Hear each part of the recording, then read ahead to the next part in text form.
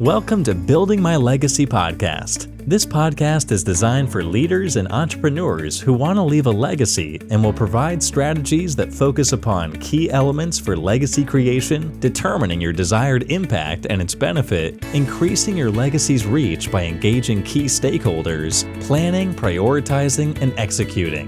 Here's your host, Dr. Lois Sonstegard.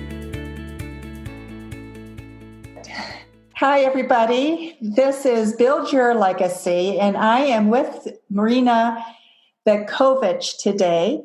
She is Vice President for SwissRe and is at the moment transitioning into her own consulting business, working with boards of directors and looking at how do you work executive groups with boards of directors, because that has been her contribution of late to the business world. So to get started, I'll let Marina say hello to you, and then we'll get into our discussion for the day. Hello, everyone. It's really great to be here. I'm excited about this opportunity to share my view of what legacy means in the business context. So today we're going to talk about boards of directors and how you can work effectively with boards of directors. But it also is a way in which we can begin to look at how do we leave a legacy for our future. So, Marina, you have worked a lot as a liaison in many ways between executive teams and boards of directors. So tell me a little bit about that role and why that has been so important. Absolutely. So, most recently I was the chief of staff to the CEO at SwissRe, which is the largest reinsurance company in the world. And a chief of staff, part of our role is really, being the main gatekeeper between the executive team and the board of directors. And so as such, I've observed that dynamic quite a bit, as well as in my consulting business. And I think it is a very critical intersection in any organization, because arguably, boards are a very important team in any, leadership team in any organization. However, the executive team is the one that really implements the decision, right? And is involved in the daily business. And what I've observed as well is there are some ways that we can make that connection more effective in order to make sure we're getting the best out of our boards. I think it is always such a shame. It's a missed opportunity because our boards are generally like a group of extraordinary people, which is great. However, that is not a guarantee for a highly effective board, right? You need to have a right culture in place and the right processes and practices in place to make sure you're really getting the value out of your board. So as you have worked with boards, what do you see are some of the biggest challenges that boards face? Yeah, so I would say, definitely one of the most pressing ones at the moment is the whole digital hype, right? So, most organizations, if not all of them, are thinking digital transformation, if not like severely already involved, in a digital transformation. And so boards are really trying to catch up and think about what does that actually mean for our role and for the board oversight. And so one of the ways that boards have dealt with it is by recruiting a member that is sort of like a digital board member. Mm. And it's certainly one way to go about it. However, I think increasingly in organizations as well as on boards, we are starting to realize that digital needs to be a shared overarching responsibility, right? And just like in organizations, I think we're now moving away from like having a small sort of focused team that's going to take our organization to the next level. And we're understanding that actually everyone needs to be, aware at least of digital, if not actively advocating and contributing to digital transformation. The same applies to boards. Boards are starting to realize that, perhaps one single expert is not a way to go about this. Perhaps a better way to go about this is making sure that all board members have enough knowledge so that they can, execute that sort of strategic oversight. And perhaps in addition to that, having one person who is really like a deep technical expert.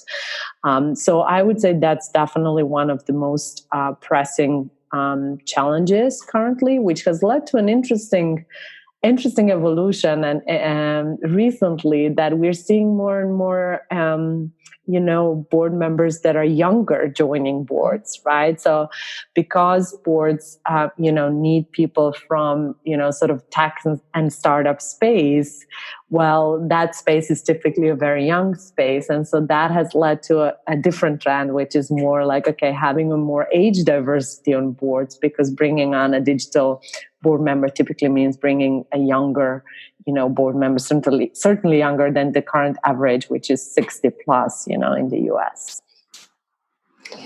So you talk a lot about the future of the board. Part of that you see as a diversity in age. What other changes do you think are going to be occurring for the board of the future to be really effective? Yeah. So I think, it's interesting because, in the sort of underlying organizations, we're seeing a lot of movement, right? There is definitely a strong push for agility, and organizations are understanding that, they need to adjust their processes and their culture in order to be able to keep up with the market, and the pace of change in the market is as high as it has ever been, and it's most probably not going to slow down. So there is like a massive disruption in many industries, and companies are catching up. They're realizing that, rigid org structures do not work anymore, and having a team of highly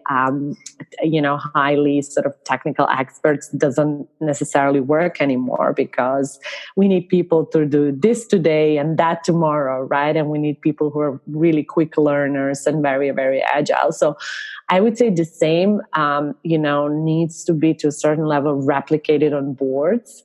However, boards are lagging behind a little bit. They're not necessarily as quick to adopt their practices and processes, which, rightly so, there are constraints, right? I mean, boards are highly regulated bodies, and there's a lot of sort of legal and regulatory requirements that need to be honored. But I would say in order for boards to be fit for future, they really need to think about, like, what does agility mean in the boardroom? What does that mean in terms of how we are setting up our agenda? What does it mean in terms of the frequency of meetings? Are quarterly meetings really good enough anymore to keep up with the pace of change? Do we need to have touch points in between? And if so, how does that work? How are we exchanging information in a more agile way? Obviously, there is a whole, cybersecurity that needs to be considered as well, how we go about information exchange. But I think there's a lot that boards need to start thinking about to make sure they're really continuing to be that strategic partner for the underlying organizations. And just so our audience knows, you're in the process of writing a book on this subject. Yeah. And you anticipate it will be finished? Okay. I'm hoping early fall, yeah. Early fall. Okay. So everybody stay tuned. We will actually send out information to our audience when Absolutely. Your book is released so people can know. Absolutely. So the boardroom is changing. Digital is changing. How we communicate is going to change. And, just like we talk now on Zoom and other places like that, do you see those kinds of changes also coming into that interface between boards and executive teams? And how so? I think it will inevitably have to happen. I would say we're seeing a little bit of it already, but I think we will see it increasingly going forward, because the way I see the future is we will need increased frequency of touch points between the boards and the executive teams, just because of the pace of change, And if you take into account how busy the board members are, as well as the executive teams, well, physical touch points just won't be possible anymore. So in order to really support that agility, we will need to become much more agile in our modalities of communicating on board level as well, and we're seeing it in the sort of underneath, right, in the underlying organizations. We're all sort of embracing video and audio and all of that. And boards, I would say, are slowly catching up. but we'll definitely catch up in the future. So for that interface between boards and the executive suites, Marina, what suggestions do you have for people who may be listening? Our audience is executives largely. And how could they use their boards more effectively, more wisely, more judiciously? Yeah. So I would say, one of the sort of lowest hanging fruits is just how do you engage your boards in strategy? And, what I've observed is that many executive teams, they wait until they have like fully baked strategy, right, proposal to go to their boards. And that's certainly one way to go about it. However, what happens then is that most boards, they feel bad about like shooting that strategy down. Like unless they see any major concerns, they will most probably be supportive. And that sort of closes the door to getting a more sort of value adding contribution from your board. So what I always advise is involve your boards earlier on. It doesn't mean that boards will take a hands-on management approach, but I think it's very important to start sort of embracing the approach of coming to the board with sort of half-baked ideas, right? And having that understanding on both ends that what is being discussed in the boardroom is not a final product, and having a consensus that it's okay that it's not like that, right? Because we have this tradition of everything that goes to the board needs to be perfectly polished and absolutely final product, right? But I think if you really want to get more value out of your board in terms of giving you a true strategic direction, or maybe opening up your horizons to more opportunities, as well as being more honest challengers in the process, I think it is much, much easier if you involve them earlier on in your strategy process. What's interesting about that, Marina, is one of the things that I'm hearing from people in the C-suite is there's sort of a fear. There is not a sense of my back will be covered. Mm-hmm. But there's a fear that if I'm really honest and I went with a half-baked idea, would I then be jeopardizing my position within the company? Yeah. And so how do you suggest people work around that and with that?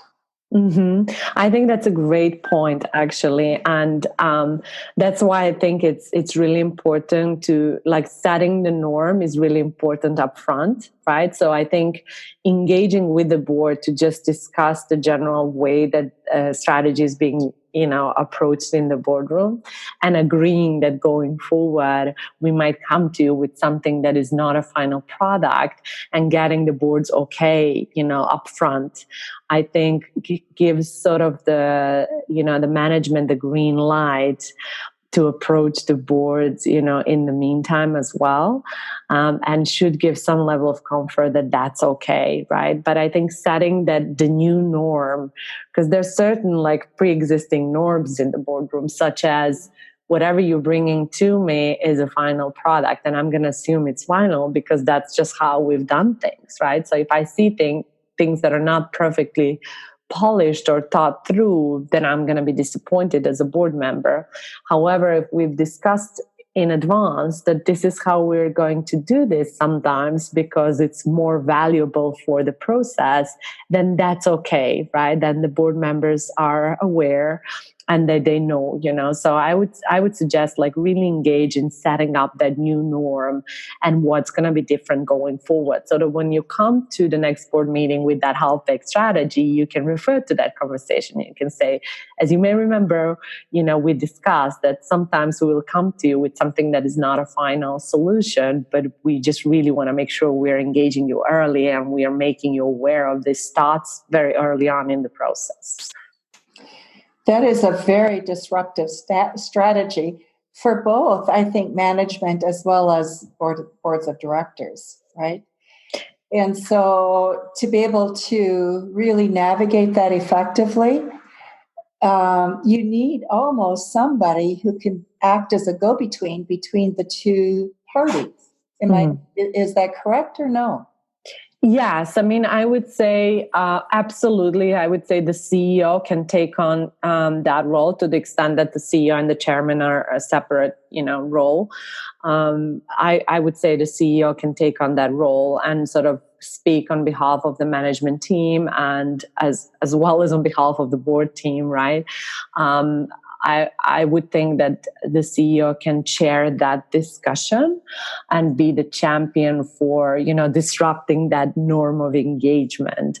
But there is, certainly like evidence in the marketplace that, about 80% of board members feel like not enough time is spent on strategy and they feel like they could be adding more value in the strategy domain. So there is some evidence that one can refer to as they start engaging in that discussion. Where else is it that boards feel they could be more meaningful contributors as board members? Strategy. Yeah.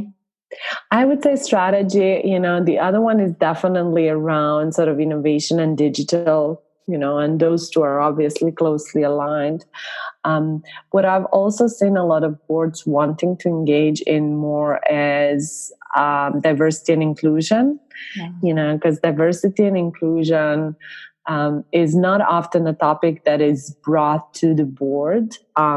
When we think of like all the human capital matters that are brought to the board, they're really only the matters of the highest sort of strategic importance and perhaps the succession plan for the top team and, very select topics that go to the board. And sometimes D&I is not one of them, but I've seen that whenever D&I is not one of them, that boards are, requesting to have that discussion because they understand that the way the company is approaching D&I currently in the marketplace has a massive impact on its reputation, right? It's that social reputation, it's that employer reputation in the marketplace. And so they want to be part of that conversation.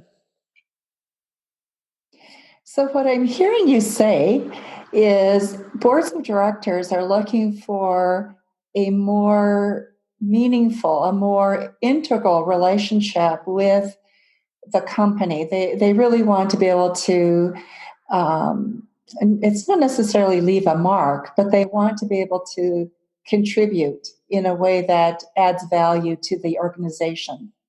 Correct. I mean, really why they're there is they want to feel like they're adding value. And so they're looking for different ways to do this. And, board meetings are one way, but, more and more board members are trying to find ways to have more touch points within the organization and going like -2 or -3 levels, right? Below the CEO level and C-suite level to really get a sense of like what is going on, what's the culture like, what are our employees feeling, and what should we be thinking about. And even some boards go as far as to have some of the employee representatives occasionally or regularly join the boards, right, in order to make sure that they're capturing that employee sentiment as well. When you go -2, -3 levels within an organization, that means as leaders within an organization, you have to be pretty secure about your culture, your employees' sense of engagement, which could be troublesome when you think that only 3 out of 10 people in companies right now feel that they're engaged or say that they're fully engaged at work. And that's a national norm that Gallup has found in their research.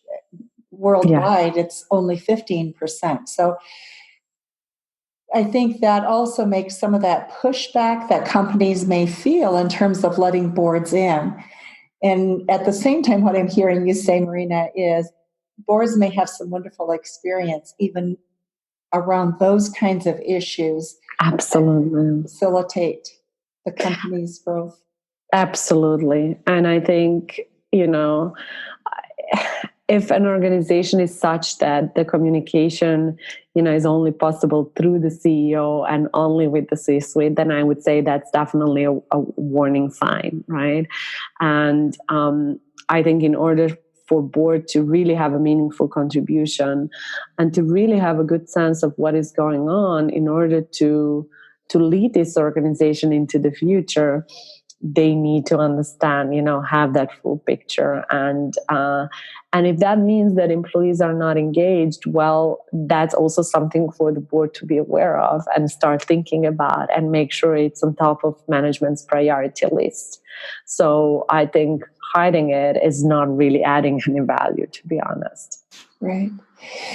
So one of the things that you've also talked about, Marina, is one of the wonderful things about participating in boards is it really can be a stepping stone in a sense of leaders looking at their legacy. What do they leave? So would you speak to that a little bit, please? Yes, absolutely. I agree. I think it's unfortunate that, typically, leaders at a certain level, right, both male and female, they're just so busy with their daily jobs, and it's really hard to find time to think about anything that goes beyond that. And I'm seeing more and more organizations, however, engaging in making sure that their leaders are being placed on boards of other organizations, which I think is a great initiative, because at a certain level, in order to continue to grow and evolve, you need that external experience. So I think from the organization perspective, it's a great way to continue to keep your top employees growing and developing, even at the C-suite level.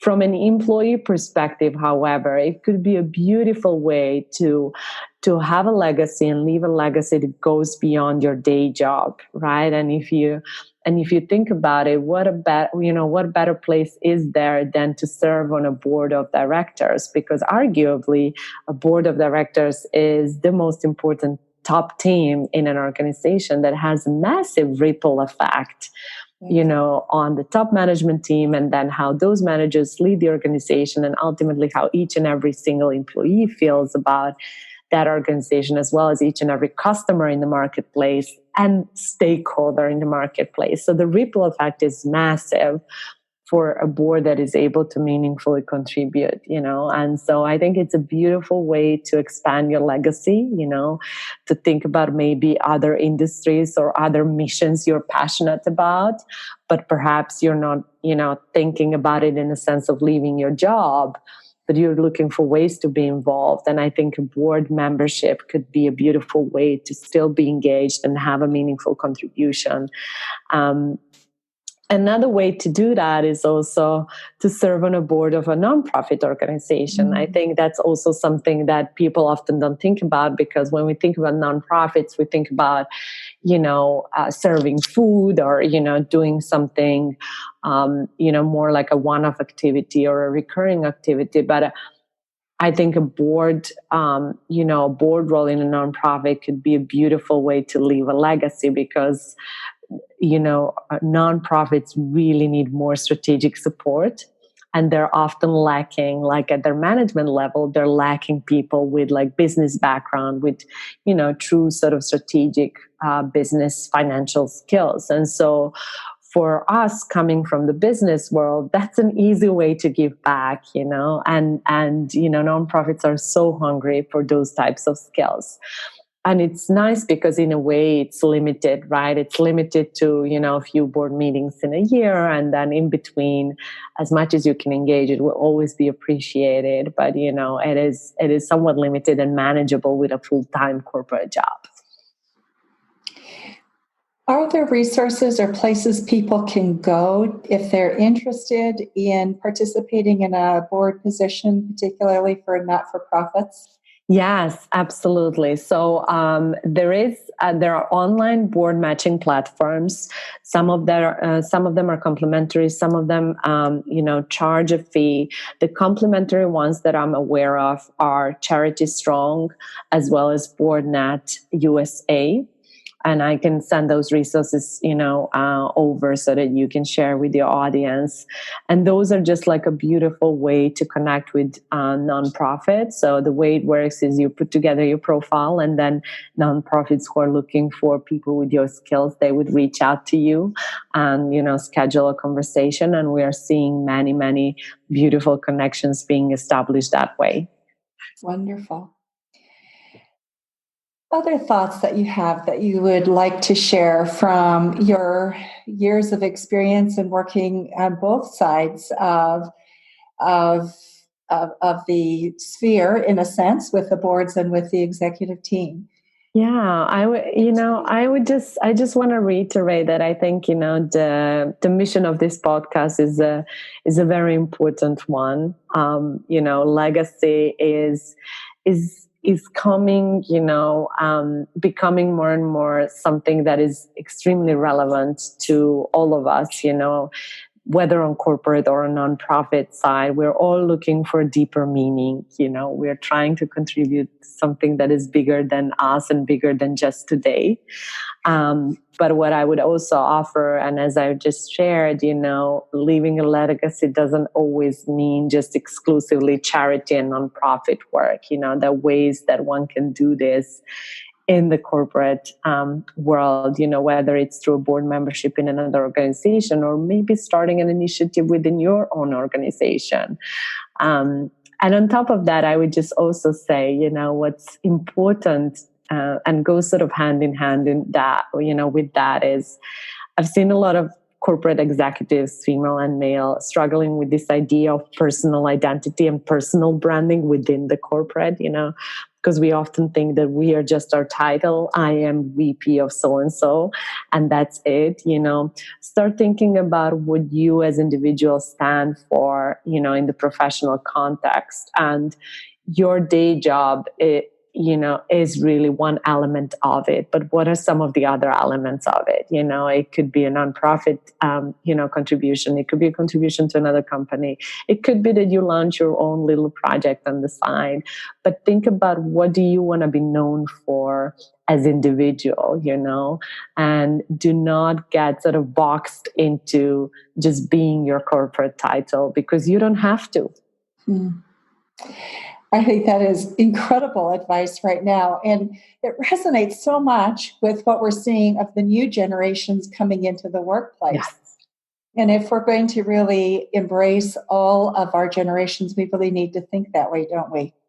Absolutely. I think the new generation is much more entrepreneurial, which doesn't mean they won't pursue corporate jobs, but they're really becoming like entrepreneurs, right? And they're thinking about their corporate jobs in the context of their bigger personal mission.